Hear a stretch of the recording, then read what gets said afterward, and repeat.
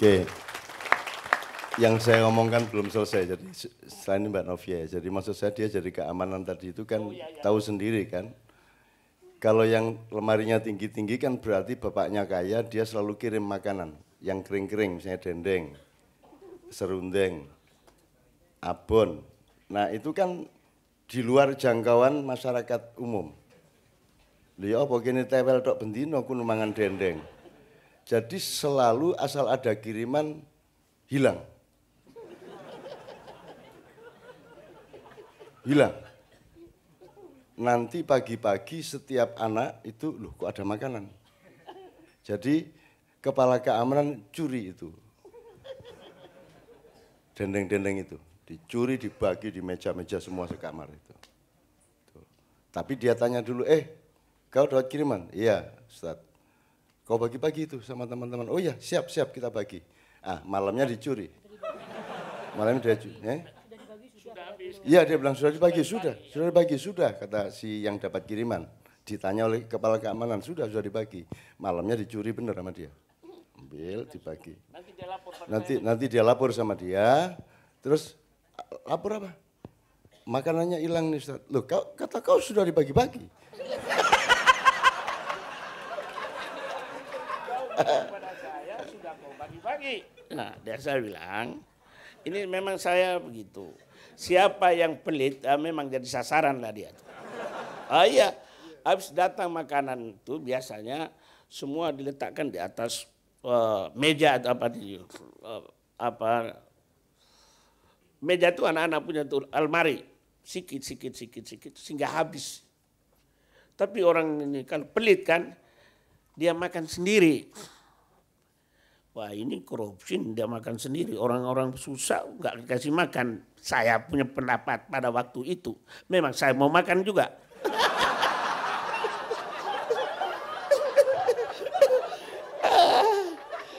Jadi kalau pergi sembahyang, orang lain boleh pergi. Kita bagian keamanan ini boleh buat operasi. Melihat ini, siapa pencuri-pencurinya, nakal-nakal kita akan tahu. Sekali kalau buka almari dia, masih banyak makanan. Oh ini tidak boleh ini.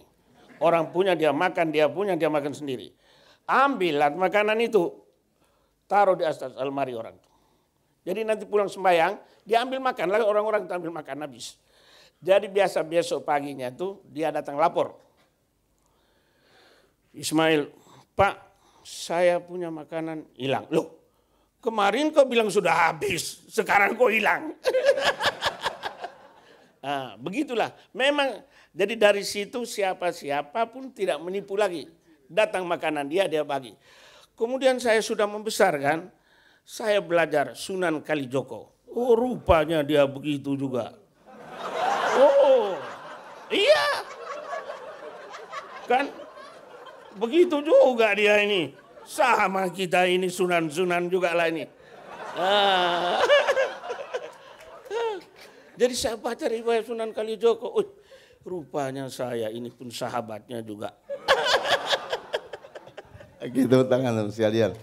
Masih sangat banyak bisa kita gali. Sebelum nanti teman-teman Leto akan maju juga bersama Sabrang untuk meneruskan penuntasan wawancara dan pengenalan terhadap Kiai Kanjeng. Saya minta dulu kita switch ke hati kita, ke jiwa kita dengan bersama Mbak Novia dan Kiai Kanjeng. Apa Mbak Novia? Ya Sayyidi ya. Oke sudah, ya Sayyidi. Kita selawatan gampang-gampang dulu, saya Sayyidi lama tidak dia bawakan, teman-teman yang baru mungkin belum pernah mendengar, dan sama sekali tidak istimewa, tidak sukar, sangat mudah.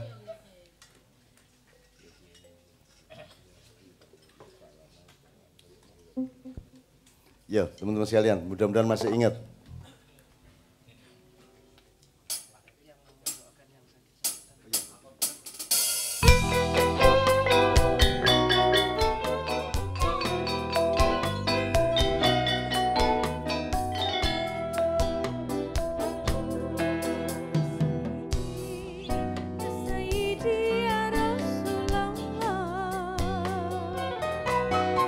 Ya Sayyidi, Ya Sayyidi, Ya Nabi Allah. Ya Sayyidi, ya Sayyidi ya Wali Allah. Ya Sayyidi ya Sayyidi ya Habib Allah. Isfalana isfalana isfalana fi akhiratina.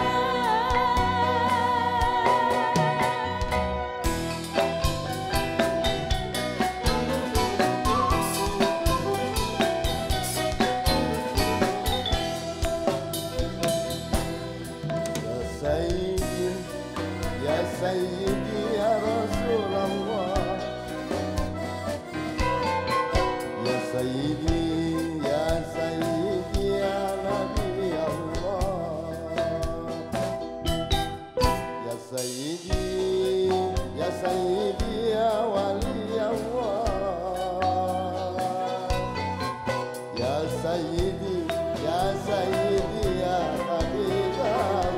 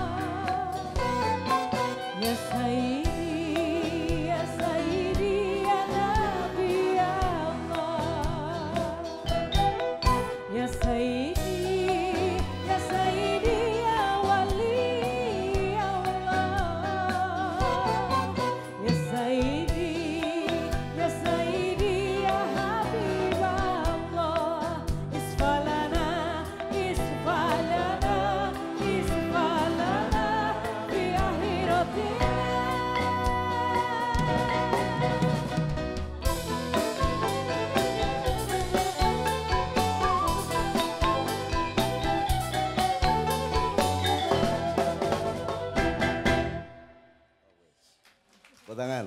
Satu nomor lagi Mbak Novia, tolong yang Mbak Novia sendiri. Setelah itu saya mohon Sabrang maju.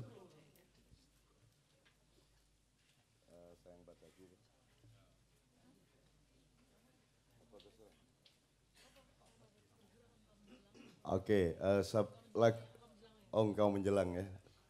Engkau menjelang ini dari album yang pertama, Kado Muhammad, ini ciptaan Mas Bobit. Mas Bobit Tambunan. Ya. Mas Bobit Sandora ya.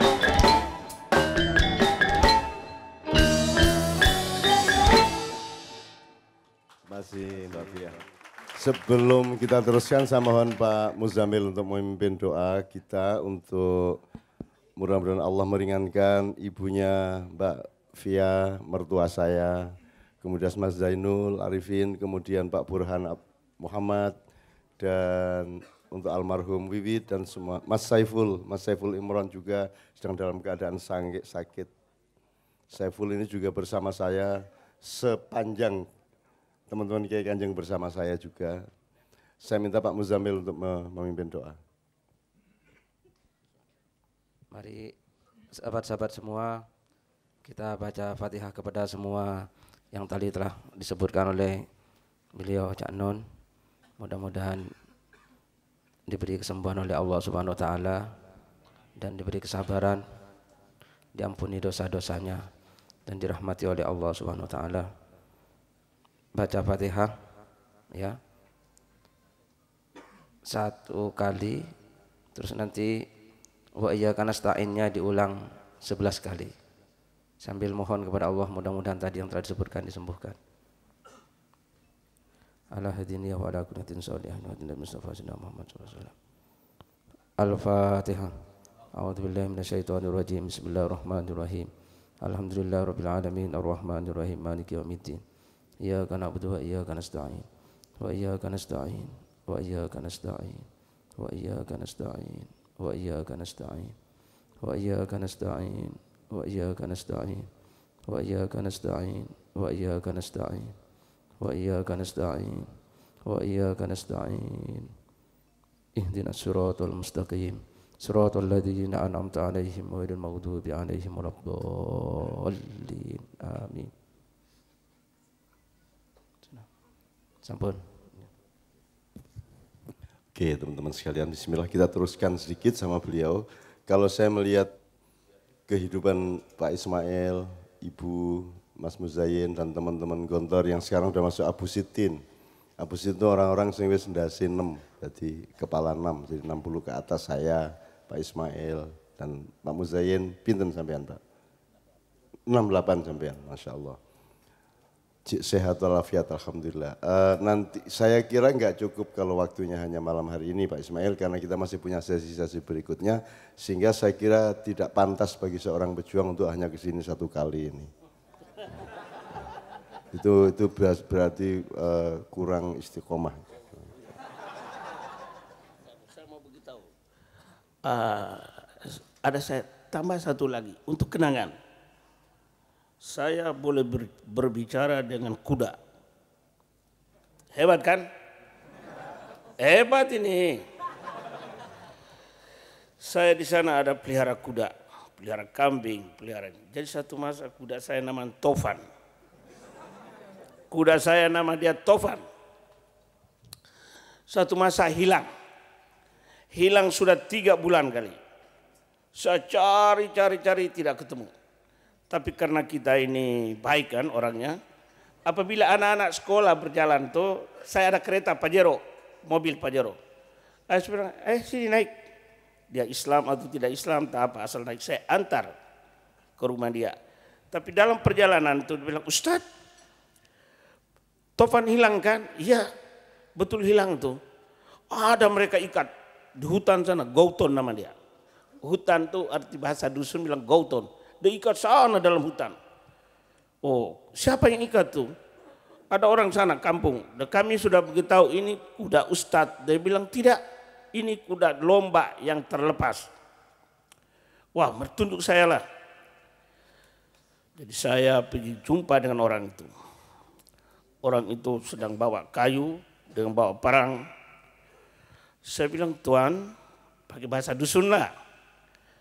Ini ada nampak kuda gak? Kuda saya terlepas, Pak, hilang. Oh, kuda Ustadz hilang. Apa tanda-tanda kuda itu? Kan kuda itu ada tanda, macam mana pemilik dia itu. Saya mana ada pernah lihat tanda-tanda kuda itu. Iya, saya tidak pernah lihat tanda-tanda kuda itu. Tapi saya beritahu pada dia, begini. Saya akan cakap dengan kuda itu. Kalau kuda itu menjawab, memang itu adalah kuda saya. Wah, Ustadz mau cakap dengan kuda? Iya, saya tahu. Kan aneh, dia begitu dia kampanye, dia panggil orang-orang kampung nih. Mari kita mau dengar, Ustadz mau cakap dengan kuda. Jadi orang keluar rame-rame. Wah, dia tanya tanda-tanda saya tidak tahu, tapi saya mau cakap dengan kuda itu. Jadi orang kampung pun keluar rame-rame mau lihat keanehan. Bagaimana Ustadz boleh bicara dengan kuda. Gauton tuh dia ada mendaki sedikit. Jadi orang kampung banyak. Dia mau menyaksikan bagaimana Ustadz mau cakap dengan kuda. Mendaki sana, saya nampak kuda diikat di sana itu. Wah, saya panggil, Taufan, dia dia jawab, iya. Dia terus jawab, terus saya pergi peluk dia, saya tampar pipi dia. Bagaimana? Kuda saya ke tidak? Iya Ustadz. Iya Ustadz, kuda Ustadz lah itu. Main. Jadi cakap dengan kuda itu begitulah cakapnya.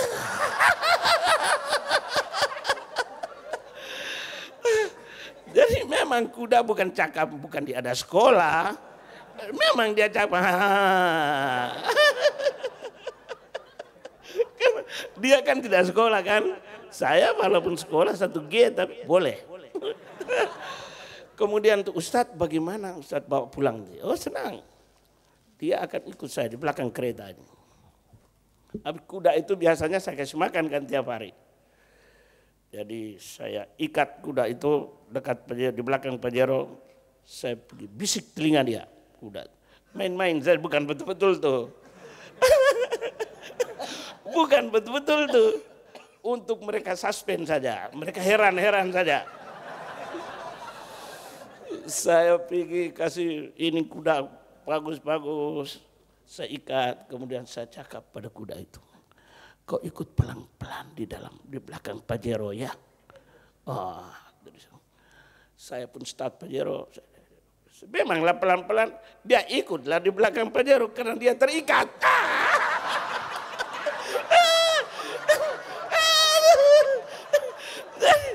Mereka tepuk tangan saya mati. Ustadz ini bukan saja pandai mengajar manusia, tapi kuda pun dia boleh ajar. Terima kasih. Banyak lagi nanti. Iya. Dia bisa bikin pisau terbang. Saya Dia orang melawan dia, nanti ada pisau terbang ke kau. Jangan main-main kau sama aku. Bisa terbang pisau? Oh bisa. Tapi lain kali bercerita. Ya, caranya bisa terbang ya. Orangnya sterilisasinya terus dilempar sama dia, terbang dia kan terbang. Tapi karena keyakinannya, kehebatannya, itu daerah yang anti-Islam itu semua sekarang Masya Allah. Sekarang saya jalan sama dia ke pasar kemana-mana Masya Allah. Setiap orang hormat sama dia. Setiap orang, ada orang Pakistan, ada orang Bangladesh. Semua orang cium tangan dia. Dan terakhir ketika habis keliling-keliling saya sama dia diajak masuk ke toko orang Pakistan. Seorang syekh yang berjenggot kayak ISIS gitu. Terus wah masuk dia. Langsung kita duduk, langsung Pak Ismail bilang, mana minum kau? Ini ada tamu dari Jogja, ini mana minumnya? Wah, aduh kita enggak siap ini Ustadz. Beli kau, beli kau. Loh, iki tuan rumah dikongkon tuku.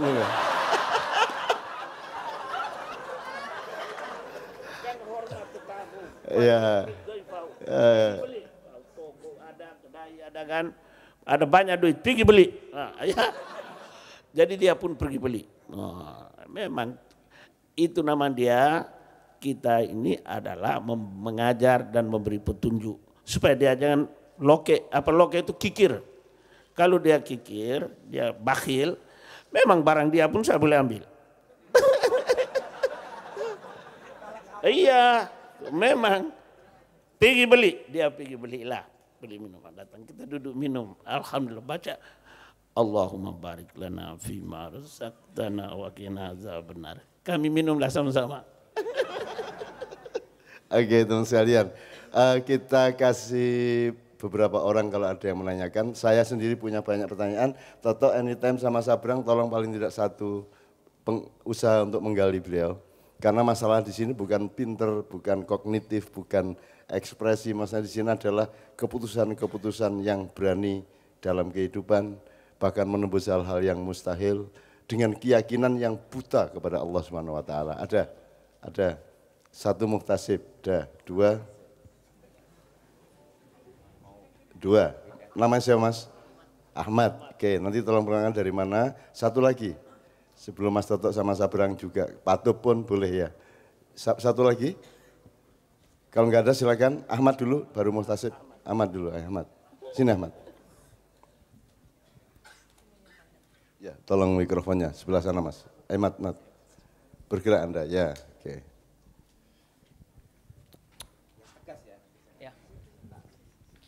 Terima kasih. Assalamualaikum warahmatullahi wabarakatuh. Waalaikumsalam warahmatullahi wabarakatuh. Nama saya Ahmad Suparmen dari Semarang. Oh, Semarang. Iya. Yang ingin saya tanyakan kepada Ustadz Ismail aja lah. Saat Ustadz tadi dibilang adalah wilayahnya itu semua non Muslim, kemudian di situ terkenal dengan ekstrimnya karena orangnya bisa dikatakan sangar-sangar gitulah kalau bahasa Jawanya. Nah, bagaimana cara Ustadz itu kok bisa mengislamkan mereka? Apakah dengan apalah istilahnya apa ya? Apa cara pertama kok mereka itu bisa percaya kepada Ustadz? Oh, iya kok. Kemudian mereka bisa langsung masuk Islam. Itu aja dari saya. Terima kasih. Oh, hebat ini. Pertanyaannya memang hebat. Kunci perjuangan. Ahmad bertanya ini memang hebat. Tadi saya cerita, saya tinggal tuh di gubuk yang memang begini. Jadi di hutan ini, mereka ini tinggalnya jauh-jauh. Jadi apabila mereka dengar ada guru hitam kan, mereka ingin tengok, mereka ingin lihat. Anak-anak itu, jadi mereka lihat saya di luar, macam saya dalam kebun binatang bang. Ayah, mereka tengok saya dari lubang-lubang itu. Apabila saya keluar, buka pintu, mereka lari. Dia bilang, kau gusa, artinya kau tidak dapat mengejar, Nah, oke. Nanti saya masuk lagi, datang lagi dia, mereka. Wah. Dalam hati saya ini saya boleh tawan mereka ini semua ini. Jadi mulai saya belajar bahasa dia. Mulai saya pandai. Mereka sana kita belajar bahasa dia senang betul. Alhamdulillah saya pandai bahasa dia sikit-sikit. Mereka bilang, Ustadz kami mau belajar silat. Loh, saya ini nggak pandai silat. Tapi seorang guru orang Indonesia bilang, mesti jangan bilang kau tidak pandai, harus pandai. Boleh saya ajar. Jadi belajar silat ini ada cara dia, ada buka gelanggang. Kita buat saja, bukan saya tahu juga. Karena ajar pada orang yang bodoh kan. Jadi kita pintar sedikit, dia bilang kita pintar. Saya buat gelanggang ini di tengah ini kasih lubang. Barulah taruh siram air. Kemudian di keliling ini saya siram air keliling. Nama dia gores. Kalau masuk di gelanggang ini jangan coba-coba nakal. Hebat kan? Memang seorang pendekar itu mesti garang juga. Setelah masuk ajar silat ya kita kalau tumbuk saja tangkis pukul memang pandai juga kan ajar. Sudah beberapa hari itu mereka pun kesedapan. Ustadz kami mau belajar ilmu dalam. Ya habis mereka nampak saya boleh makan beling kan. Api begini saya buat begitu boleh. Pada ilmunya Pak Abbas tuh sumum bukmun umyum. Oh saya bilang boleh. Ilmu jangankan itu. Pisau pun parang pun boleh terbang. Ya, gayang nama dia gayang tuh pedang. Pedang pun boleh terbang. Kamu boleh lompat kemana-mana, boleh. Tapi itu hanya ada di dalam Al-Quran. Jadi siapa yang mau ingin pandai ilmu dalaman, dia belajar Al-Quran. berbondong-bondonglah mereka belajar Al-Quran. Ajar apa? Alif, ba, ta, sa, alif fatah, alif kasroi. Belajar lihat sembahyang. Sudah pandai mengaji, sudah pandai sembahyang, enggak belajar lagi ilmu. Lupa sudah.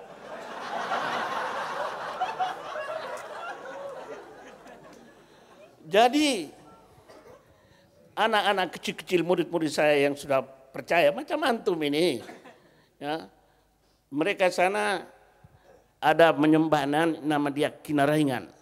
Kinaraingan itu Tuhan juga, tapi mereka percaya pada batu, ya, batu-batu besar, kayu-kayu yang boleh memberikan satu kekuatan. Ini psikologi saja nih kan. Kalau malam saya cari murid-murid yang kecil. Memang saya buat surau sendiri, kemudian anak-anak yang sudah pandai mengaji tinggal dengan saya. Jadi malam saya bawa jalan.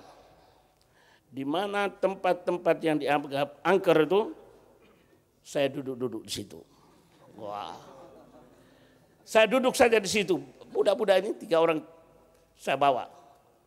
Kemudian kayu pokok yang pohon yang bilang besar itu dianggap angker itu, wah saya pun berdiri di situ. Pukul-pukul pokok itu. Nah, dulu tidak ada surat kabar, ya. Jadi besoknya itu anak-anak kan cerita. Itu surat kabar saya. Cerita pada ibu bapak mereka, Ustadz itu berani betul bang. Tengah malam kami bawa jalan, pergi berdiri, tidak apa-apa nih, berdiri di tempat ini sembahan begini. Oh mulailah. Jadi mulai dari situ orang pun banyak datang. Saya suka kumpul-kumpul mereka, kasih minum, ya, kasih minum. Mereka suka minum tape. Tape itu untuk minum mabuk-mabuk, ya. Koya tuak, tape daripada beras mereka buat mabuk. Jadi kita mesti tes. Kita mau jagonya kan, kita cari yang paling jago di kampung itu siapa. Mereka datanglah pemuda-pemuda yang jago. Saya cari yang paling jago. Sini. Mereka ini ada tes kepala pun boleh, tes tangan pun boleh, tes kaki pun boleh. Siapa kuat.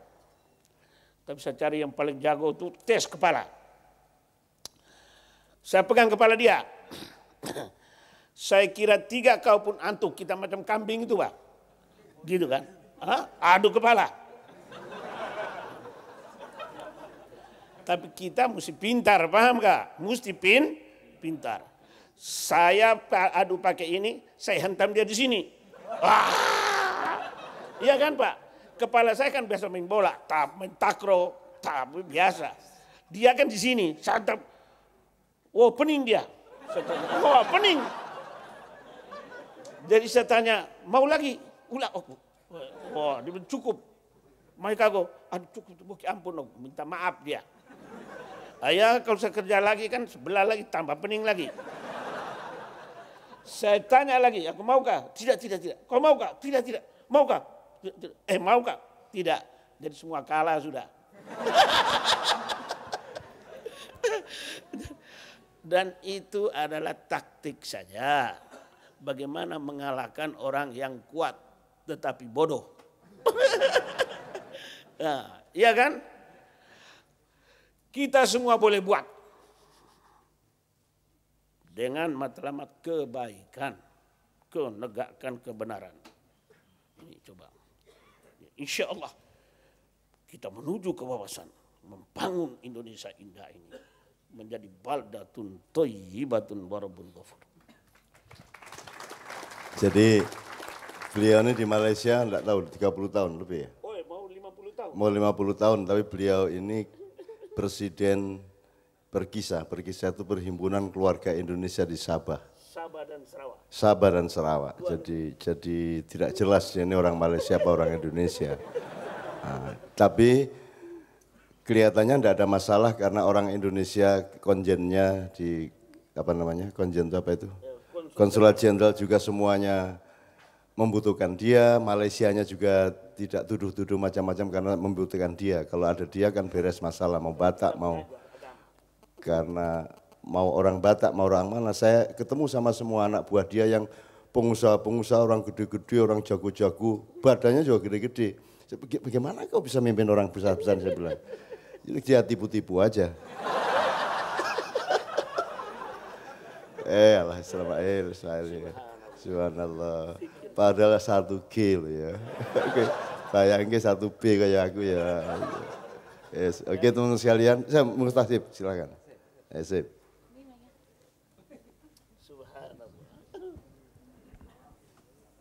Bismillahirrahmanirrahim. Assalamualaikum warahmatullahi wabarakatuh.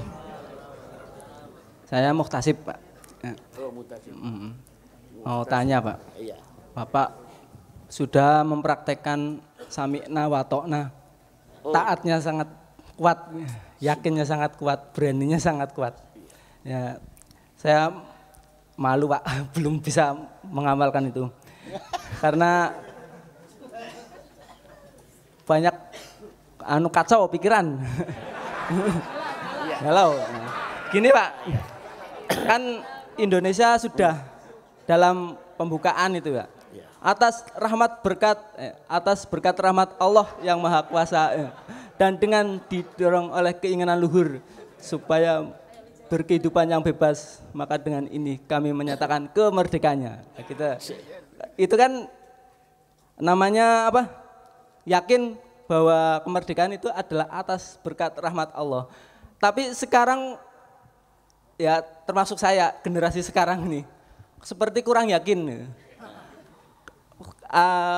Sepertinya kalau ingin sukses, ingin tuflihun itu bukan karena sabar, bukan karena menguatkan sabar, bukan karena menjaga kewaspadaan untuk jaga perbatasan dan bertakwa, tapi untuk sukses itu harus hutang dulu, harus hutang Bank Dunia, harus ikut aturan Bank Dunia itu. Seperti itu, jadi nggak punya kedaulatan itu. Ya termasuk saya juga. Saya dapat pelajaran tadi bagaimana Pak Ismail melamar ibu, punya kedaulatan, walau hitam, walau apa, tapi berani, Masya Allah, itu saya hebat, salut. Bagi yang jomblo-jomblo ini belajar bagi ini pengamalan Pak Ismail ini. Percaya diri, yakin, insya Allah dapat sukses, dapat jodoh, amin itu loh. Nah, itu dalam melamar, dalam berdakwah, dalam itu yakinnya kuat sekali. Bagaimana Indonesia, Nusantara ini bisa seperti keyakinan Pak Ismail ini dalam menjaga jati dirinya itu. Terima kasih. Assalamualaikum warahmatullahi wabarakatuh. Ini hebat sekali pertanyaannya. Saya ingatkan pada tuan-tuan sekalian. Yang masih muda lah. Yang tua tidak. Kawin itu pakai cinta. Tidak perlu pakai duit. Ya, saya cinta dia, dia cinta saya. Kita sepakat kawin. Memang orang tua akan setuju juga. Jadi yang bujang ini jangan lama-lama, paham? Untuk melahirkan generasi yang kezar'in akhraja syatu fa'azaru fastaglazu fastawa ala suki. Wah, hebat. Jadi Allah punya rahasia. Jangan mengeluh. Allah punya rahasia. Kalaulah Indonesia menikmati kemakmuran yang merata, barangkali saya tidak mau merantau. Saya tidak mau merantau berhijrah ke Tambunan. Rahasia Allah. Karena kepepet, karena ketidakpuasan, saya merantau. Di sana baru rupanya kita ini adalah benih-benih yang murni, yang hebat. Saya berangkat ke Hong Kong. Yang membangun Hong Kong Islam itu adalah TKI. Di Malaysia kita lihat makmur, membangun Malaysia itu adalah orang-orang Indonesia, TKI. Jadi itu adalah semua rahasia Allah. Dengan kesulitan itu maka kita bertebar di muka bumi ini. Tapi dengan matlamat li'ila'i kalimatillah. Jadi ikhlaskan saja. Ikhlaskan saja, tapi berusaha untuk mengangkat pimpinan yang taat kepada peraturan Allah. Kita punya kewajiban dan sampaikan kepada siapapun juga kita punya kewajiban untuk menentukan masa depan negara kita. Bagaimana min haitsu la yahtasib ini? Bagaimana? Tidak disangka-sangka kau malam ini boleh ketemu dengan saya. Iya. Tidak disangka-sangka malam ini ditakdirkan Allah kita boleh ketemu. Maka banyak pintu-pintu rahasia Allah bagi pada saya. Saya ceritakan pada tuan-tuan. Semuanya tidak ada mustahil. Bismillahi tawakkaltu 'ala Allah wala haula wala quwwata illa billahil aliyil azim. Buatlah. Terima kasih. Tepuk tangan teman sekalian. Oke. Tidak fair kalau saya tidak memohon kepada Ibu kalau ada sesuatu yang mau dikemukakan untuk pelajaran adik-adik, anak-anak semua Bu. Kalau ada Bu, monggo gimana ceritanya dulu. Kok gelem ya loh Bu? Buatan Bu? Buatan, nggih. Tapi ini dahsyat ini dua orang ini ya. Ibu cakap bahasa Jawa. Jadi kamu sudah paham. Jadi dia tidak mau ngomong karena dia orang Jawa. Jadi tidak perlu ngomong. Orang Jawa itu begitu. Dia diam tapi bekerja. Hebat betul. Pak Muzayyin, tafadhal. Kalimat al-akhirah.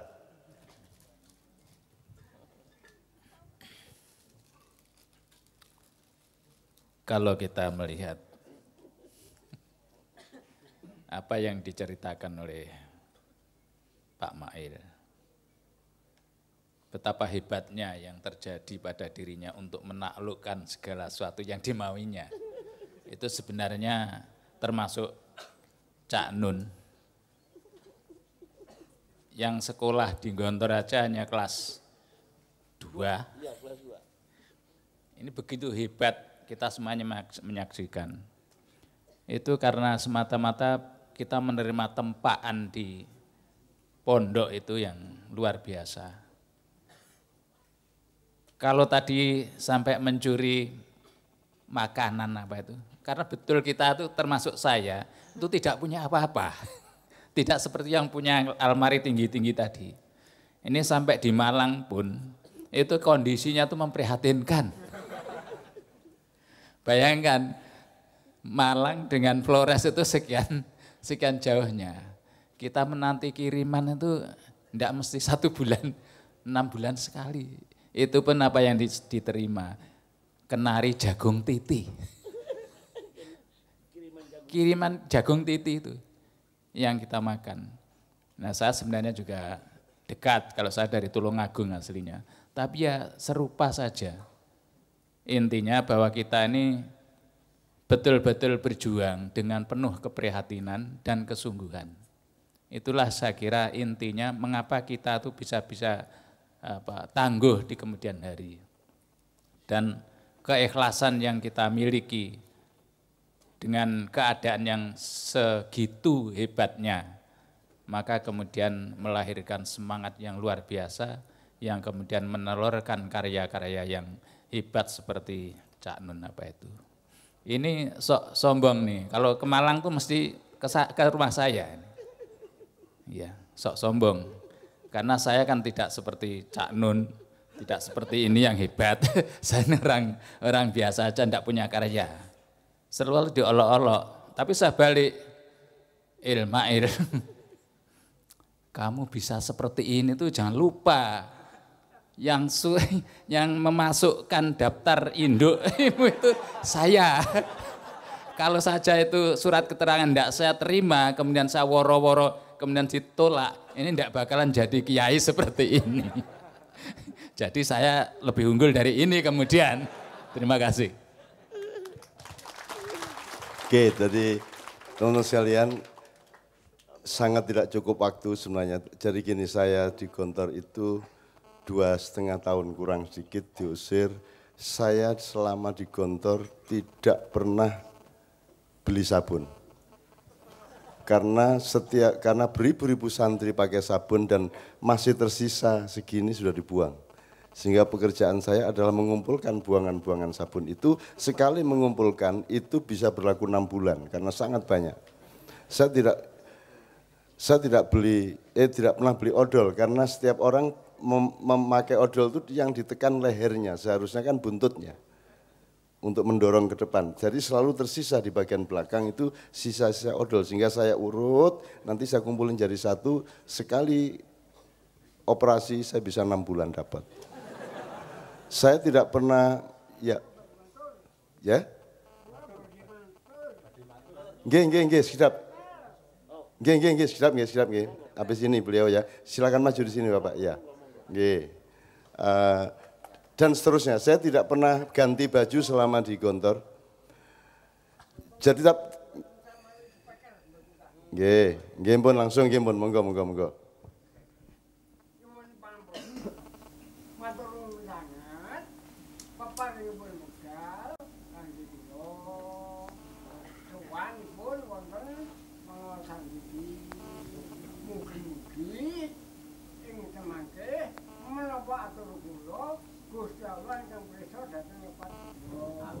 Amin. Panjenengan sedaya minangka sanipun. Nah, kula menika canggawi.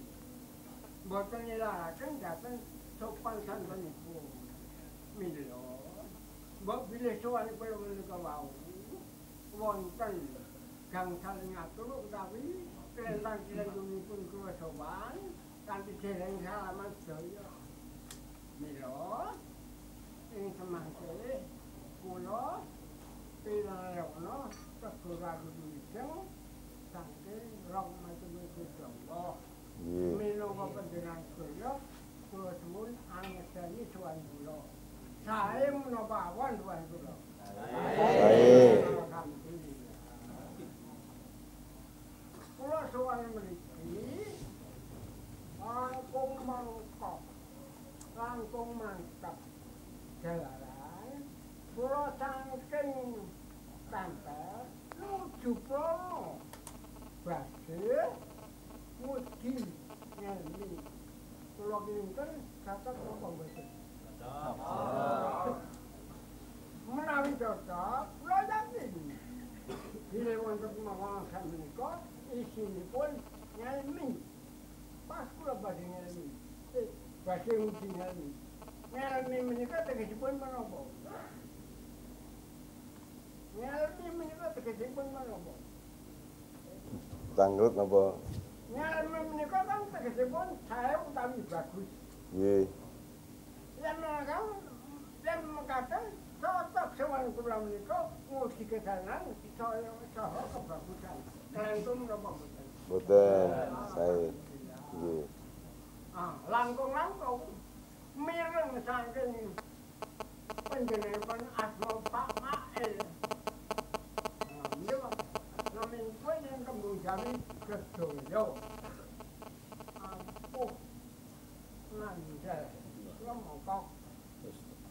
Jalanan kula menika wau saking njero tempel badhe pados obat menapa jampi. Yang nggih niku sakit. Mila menika wau kula tedhaken dhateng Pak Maes ing semangke. Saking kegiatanipun Mas Maes ingkang kula suwun kangge obat bojo kula terang mawon. Amin. Mila ing semangke sageta rahmatipun Gusti Allah lantaran Pak Maes istrinya sakit bunda, saya yakin sama keyakinan Pak Maes. Wangsul sedaya anak kula putu kula sedaya ing samangke tansah pinareng menawi ujeng ing mergi dumugi griya kula. Kanthi mekaten salahipun kula tekapaken semanten atur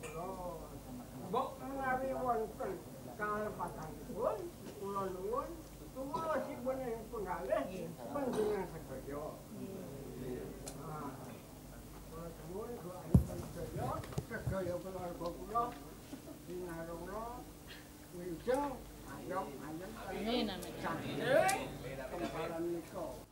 Amin ya rabbal alamin. Injih, alhamdulillah, tepuk tangan untuk beliau. Jadi tolong perhatikan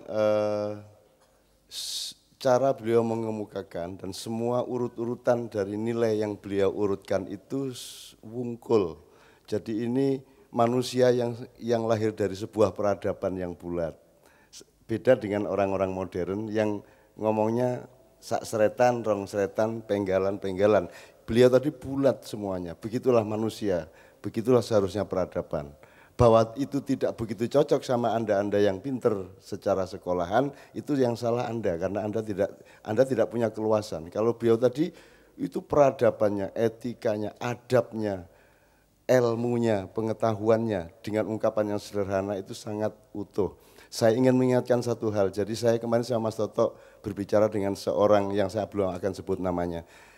Kehancuran Indonesia itu antara lain dimulai setelah ada tanam paksa, ini salah satu dimensi kehancurannya ya. Setelah tanam paksa ada politik etis, setelah politik etis itu kemudian kita mulai diajari bahasa Belanda.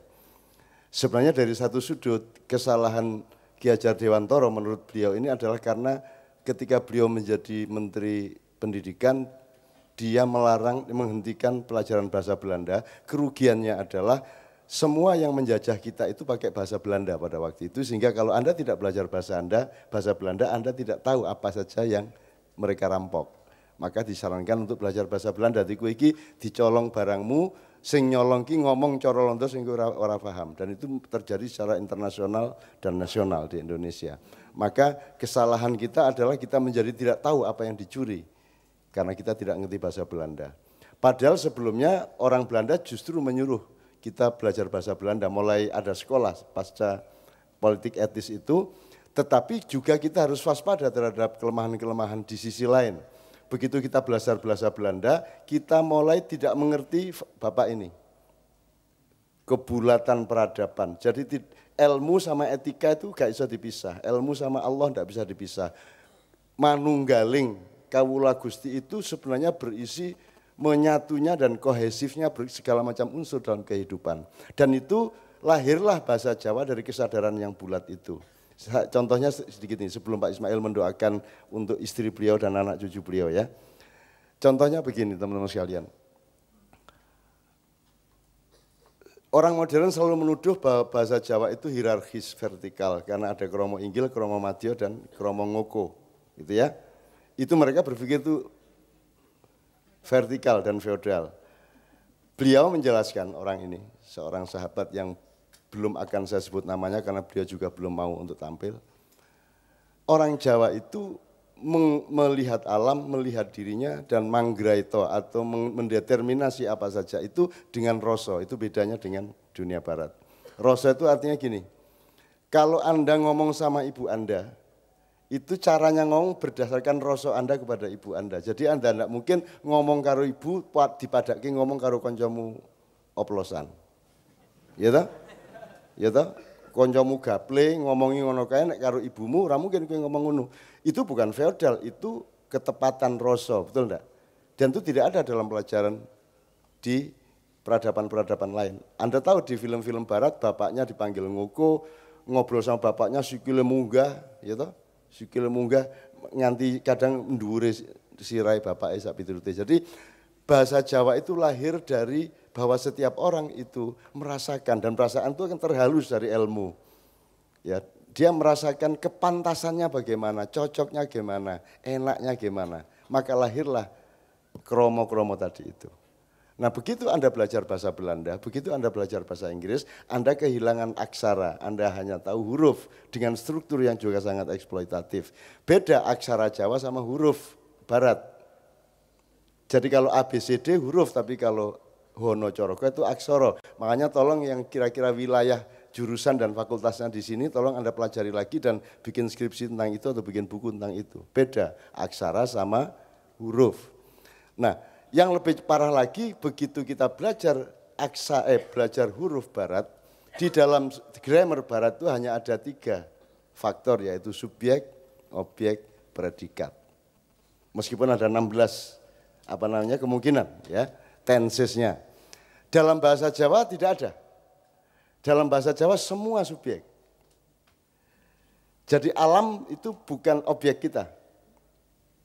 Agama bukan objek kita, bukan predikat kita. Semua itu subjek. Makanya orang Jawa bahkan gamelan saja disebut sebagai makhluk hidup. Sehingga disebut Kiai Kanjeng. Keris Kiai Setan Kober. Pohon saja disebut Kiai. Kerbau saja disebut Kiai. Karena mereka sangat meletakkan setiap hal di dalam kehidupan ini sebagai subjek. Sementara disiplin subjek-objek predikat adalah disiplin eksploitasi. Makanya ketika kita dipimpin oleh peradaban barat, kita eksploitasi semuanya. Tambang kita eksploitasi, betul enggak? Namanya pun eksploitasi. Eksploitasi apa di industri sebelah sana, kan semua eksploitasi. Tapi begitu eksploitasi dipakai di bidang industri, kita tidak punya kesadaran tentang betapa buruknya kelakuan yang namanya eksploitasi. Betul enggak? Kita maafkan kata eksploitasi itu, padahal kalau kita ngomong politik, eksploitasi itu sangat buruk. Tapi begitu masuk industri, eksploitasi menjadi halal, seolah-olah. Nah jadi kita sekarang adalah manusia subjek, objek, predikat. Anda selalu melihat dirimu sebagai subjek dan lihat orang lain sebagai objek, betul enggak? Begitu cara guru, subjek, muridnya adalah objek. Kan gitu. Ustadz subjek, santrinya adalah objek, betul enggak? Partai subjek, konstituennya adalah objek. Predikatnya adalah jabatan, itu predikat. Alat untuk mencapai sesuatu. Nah teman-teman sekalian, beliau tadi mengingatkan kepada kita harus belajar. Kalau Anda tidak mau menuruti seperti beliau, tidak masalah, monggo keputusanmu. Tapi Anda harus tahu bahwa beliau ini, Anda ngomong dadak ngalung ngapura. Kenapa dia mengkonfirmasi leres napa mboten leres? Orang modern kan tidak peduli benar apa salah. Ngomong aja, dilucur aja, kan begitu. Mana yang lebih beradab? Kita semua apa beliau? Beliau yang lebih beradab. Bahkan beliau berani tidak pakai mikrofon, kan? Padahal di dunia modern alat yang nomor satu adalah mikrofon. Ini predikat nomor satu untuk mengobjekkan rakyat. Maka dia punya media massa dan media sosial dengan mikrofon ini. Gitu ya teman-teman sekalian. Jadi tolong belajar kepada seperti ini. Dulu Marquesot juga sering datang ke kelompok mahasiswa di 40-an dan ngomongnya kayak gini. Bahkan kalau Marquesot itu segila dia. Ngomong, wah porek negara taek, apa negara, gitu kan Marquesot ngomongnya. Bingung mahasiswa iki piye ini orang kok enggak intelektual sama sekali. Gitu kan gayane mahasiswa. Terus mandek begitu Marquesot datang, mandek diskusi. Terus saya tanya, kamu itu kuliah dan menjadi sarjana itu untuk memahami orang kecil atau untuk difahami orang kecil? Orang kecil yang harus paham Anda apa Anda yang harus paham orang kecil? Lah gunanya apa kue di sekolah ke duit larang-larang terus nuntut wong cilik sing ora sekolah paham karo kue? Itu kan eksploitatif. Bener enggak? Mestinya semakin pinter kamu semakin tinggi derajat keilmuanmu, semakin kamu canggih, faham, tajam, waspada, dan jeli terhadap hati dan pikirannya orang kecil. Nah, tadi ketika beliau bicara, saya ingat Marquesot. Jadi kita yang harus memahami beliau, karena kita yang harus belajar kepada beliau. Itulah. Nek Muhtasib beres lah, dia belajar kepada apa saja karena ada kerjaan. Nah, Muhtasib. Oke ya teman sekalian, alhamdulillah tepuk tangan untuk Bapak saking tempel nggih. Sekarang kita mohon sebelum Mbak Novia satu nomor terakhir, Pak Ismail mendoakan dengan keyakinannya karena Pak Ismail ini dia disiksa oleh bau orang memelihara babi di sekitarnya. Terus Pak Ismail berdoa, ya Allah bikin itu pemelihara babi itu gatal semua badannya. Amin ya rabbal alamin, gatal semua badannya. Akhirnya mereka berobat kemana enggak bisa, akhirnya sambat ke dia, Pak Ismail ini kita gatal ini, tidak bisa sembuh ini Pak Ismail. Oh bisa, oke, coba aku tengok rumah kau. Terus dia datang ke rumahnya. Nah terus dia tuding itu kandang babi, nah di sini tempat jin ini. Ini jin, ini masyarakat jin di sini. Dia tidak suka bau-bau busuk, dia suka yang harum-harum, suka yang hebat, yang tertata. Jadi selama ini masih kayak begini situasinya, jin-jin itu marah dan kau dibikin sakit gatal. Dia enggak bilang jual itu babimu, enggak. Dia bilang ini jinnya enggak mau ini kalau buahnya kayak gitu. Akhirnya tiba-tiba orang itu mikirnya akhirnya babinya dijual semua. Padahal enggak ada jinnya. Dia memang main-main gitu kan. Enggak ada jinnya, itulah taktik yang gitu kan. Ya. Padahal kalau soal baunya sebenarnya ya lebih ya sama-sama lah. Ya. Jadi kalau saya tidak beli sabun, tidak beli odol, itu ternyata belum prestasi. Kalau dia enggak perlu beli sabun, enggak pernah mandi. Enggak perlu ngumpulin odol sikat gigi mbok kapan. Aku ya tau ndelok dhek ya ora cethok, kamare ya ora ono, mejane ya ora ono, ya to kloso ya ora duwe. Nek saya masih lumayan lah, agak terdidik lah dikit. Oke. Ini bagus, ini satu. Saya ada satu pengalaman bagaimana supaya jiran saya, tetangga saya berhenti pelihara babi. Karena saya setiap sholat itu bau daripada babi, itu kandang babi, itu tai babi itu pergi ke rumah saya. Kan saya susah hati, tapi saya tak pernah doa untuk dia sakit, enggak. Hanya jadi pikiran saya. Ya, ini macam-macam. Ya Allah, bagaimana supaya saya ini sembahyang ini tenanglah, jangan bau-bau. Satu ketika ibu itu datang. Dia bukan Islam ini. Tapi dia di depan pintu suara, Assalamualaikum. Waalaikumsalam. Subhanallah. Dia bawa air, 1 botol. Badan dia gatal semua. Gatal, sini semua pun gatal habis. Ustadz, saya minta tolong Ustadz. Apa anti? Badan saya ini gatal semua, sini sudah buka langsung semua. Ya. Ya. Kenapa? Saya sudah pergi hospital, tapi sekejap saja sembuh, kemudian balik lagi. Saya pergi bomo itu dukun-dukun kampung, pun tidak sembuh-sembuh Ustadz. Ustadz, saya minta tolonglah bagaimana supaya saya boleh sembuh. Ya. Kita jangan bilang tidak. Ya. Tapi kan bingung saya, apa yang saya boleh buat? Iya kan? Ya Tasib, bagaimana? Bingung saya. Jadi dia pulang.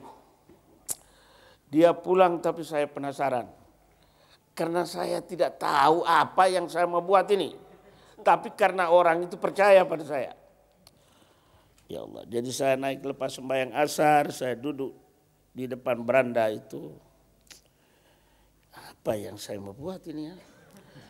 Kalau saya doakan air ini pun tidak boleh, karena nanti kalau tidak sembuh, memang mereka nggak percaya itu agama Islam. Ya Allah, saya pegang-pegang kepala. Datang ilham. Iya. Karena dia sudah pergi hospital, boleh sembuh. Kemudian sakit balik. Oh, memang ini kuman. Iya kan? Memang ini kuman lah. Masa hati saya pun senang. Ini karena kuman babi ini jadi, kuman. Alhamdulillah. Saya sudah dapat kunci ilmunya itu, saya dapat ini, kuman ini. Jadi saya buat air dalam teko itu, ada besar banyak sedikit. Ya tahulah, kita baca doa sedikit Al-Fatihah kan. Mohon supaya dia ikutlah apa kata saya. Pagi-pagi subuh saya bawa air ke sana. Dia pun datang dengan suaminya, anak-anak dia. Saya siram dulu, ini gores dulu di rumah dia. Baru saya berdiri, saya tengok. Anti, ini yang jahat itu di bawah pokok itu. Pokok itu memang tempat kandang babi. Ini mau dikasih bersih anti. Kalau selama tidak kasih bersih, anti memang sakit terus ini, nanti merambat kepada yang lain. Oh ya Kak Ustadz, katanya begitu. Kata kesehatan kan begitu, bukan kata siapa-siapa. Tapi dia tanda tanya, katanya begitu. Barangkali kata bebelian kah, hantu-hantu kah apa, itu terserah. Terserah penafsiran dia. Nah, tapi saya beritahu katanya begitu. Wah. Oh kalau begitu saya mau kasih bersilah nih Ustaz. Ya kasih bersilah bagus nanti. Alhamdulillah. Ilham datang tadi rupanya benar. Dalam seminggu itu sudah bersih kandang babi. Tempat itu bersih. Sampai sekarang dia pun tidak gatal lagi. Jadi katanya begitu benarlah. Kata apa? Siapa yang berkata? Kata kesehatan. Ya kau sudah sembuh tapi kalau pergi ke sana kan datang lagi gatal-gatalnya. Jadi begitulah. Jadi semuanya ini orang datang harap kepada kita, jangan kita tolak. Macam Bapak, siapa nama Bapak tadi? Sinten namyanipun. Wah. Oh Sutrisno, bagus itu. Surotiro Sutrisno. Sutrisno.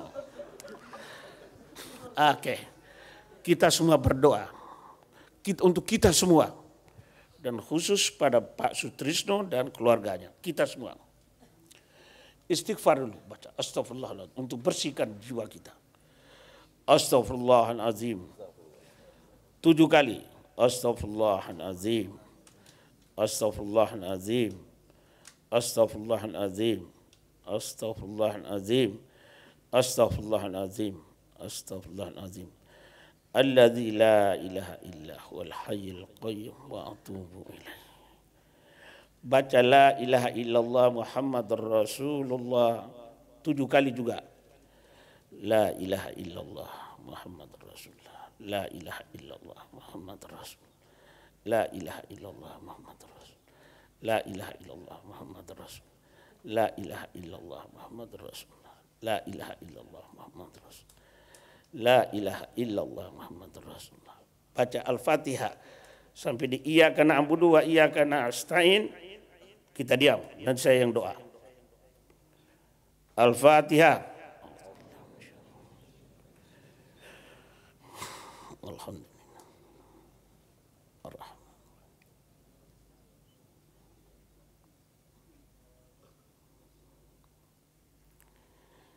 Ya mufarriju farrij. Ya mufarriju farrij. Ya mufarriju farrij. Farrij annana ammana wa ghammana wa abdal makanan farhan birahmatika ya arhamar rahim. Rabbana atina fid dunya hasanah wa fil akhirati hasanah wa qina adzabannar. Walhamdulillahirabbil alamin. Terima kasih. Amin ya rabbal alamin. Alhamdulillah. Teman-teman sekalian, sekali lagi tepuk tangan cinta dan kerinduan kepada Pak Ismail supaya beliau bisa minum-minum, istirahat di sana bersama ibu dan merayakan honeymoon yang kesekian. Mbak Fia akan mengakhiri dengan sebuah nomor Manusia. Manusia ini ciptaan P. Ramlee, itu buyut Anda zaman dahulu kala. P. Ramlee ini seorang komponis dari Malaysia apa Singapura? Malaysia ya, dari P. Ramlee. Manusia tapi dengan aransemen Kiai Kanjeng. Tepuk tangan untuk Kiai Kanjeng.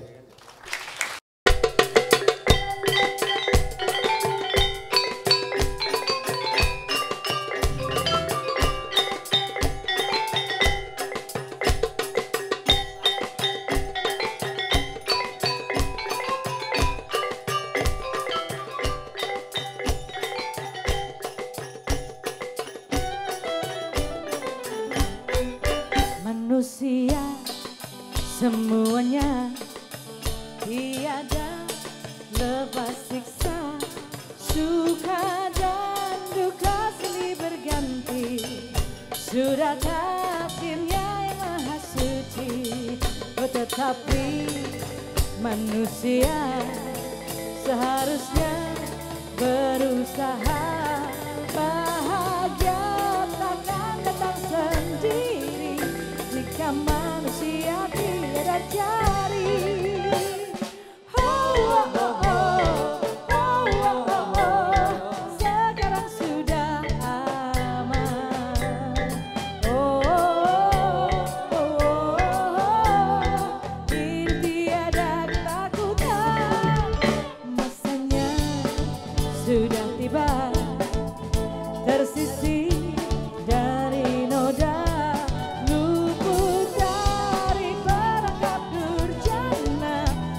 lepas bebas dari sangkar bahaya.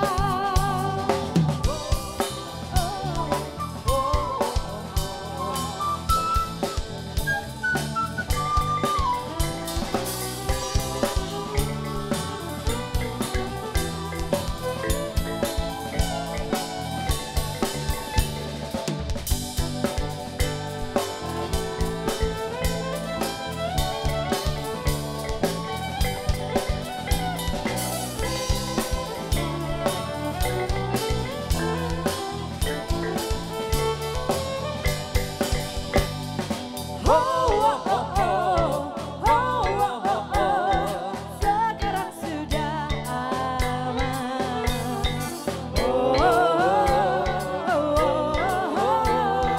Hidup tiada ketakutan.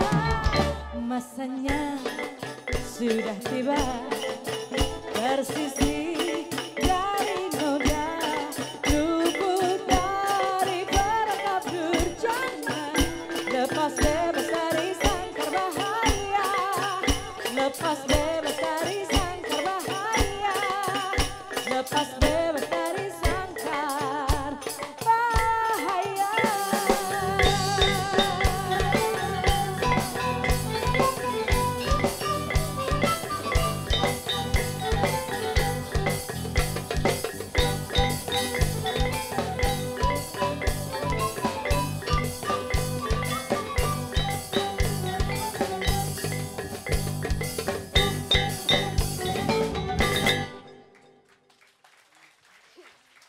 Ya teman-teman sekalian, selalu tidak cukup waktu untuk bermaiyah karena kita masuk ke dalam keabadian.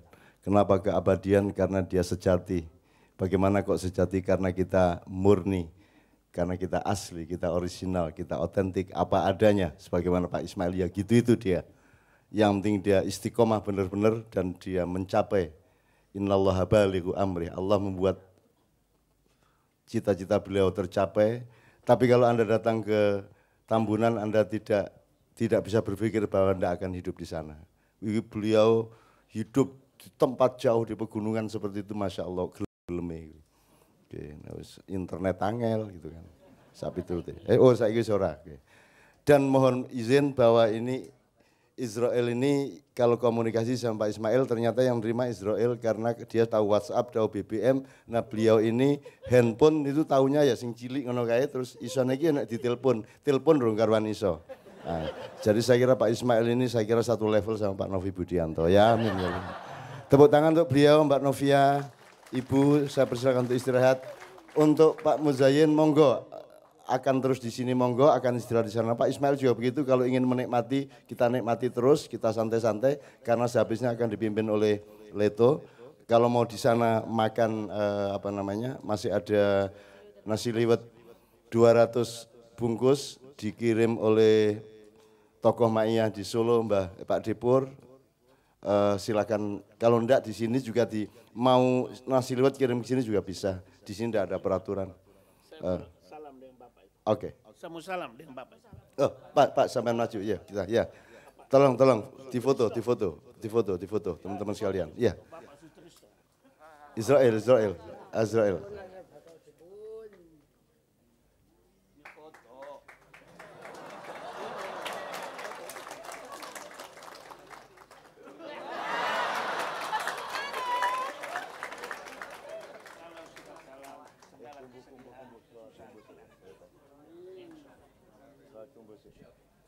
Kula matur malih ingkang terakhir menika langkung-langkung ingkang Menghadap mriko, Pak. nggih. Engkang minulya. Matur nuwun sanget. Kula tansah muji syukur dhateng Gusti Allah ingkang wekdal menika saged wekdalipun Gusti Allah nggih maringi silaturahmi dhateng panjenengan sami. Sinten to tiyang Islam ingkang remen dhateng silaturahmi ageng manfaatipun. Mugi-mugi ing semangke salajengipun sewekdal sami sareng-sareng wangsa saking pangaosan iki sedaya kondro wonten dalemipun piyambak-piyambak saged manggih karahayan saking Gusti Allah. Sedaya ayem-ayem tentrem kalih kula kalih. Niku namine anak kula tentrem. Dadi niki nggih tentrem.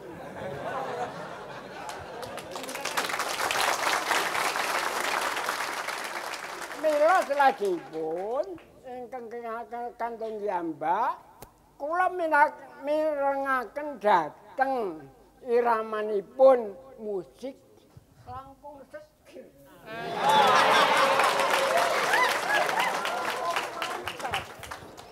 Kula kinten, kula tansah mengajeng-ajeng ugi benjang menapa wonten pengawasan malih. Benjing wonten napa pripun? Menawi benjing wonten tesih, kula mboten badhe kapratan nggih pun sowan malih. Ya, kula kunduraken. Matur nuwun saya. Nggih, tepuk tangan alhamdulillah, alhamdulillah, amin. Monggo Mbak Biaya, oke. Tafadhol, tafadhol. Jazakumullah, alhamdulillah. Ya. Assalamualaikum.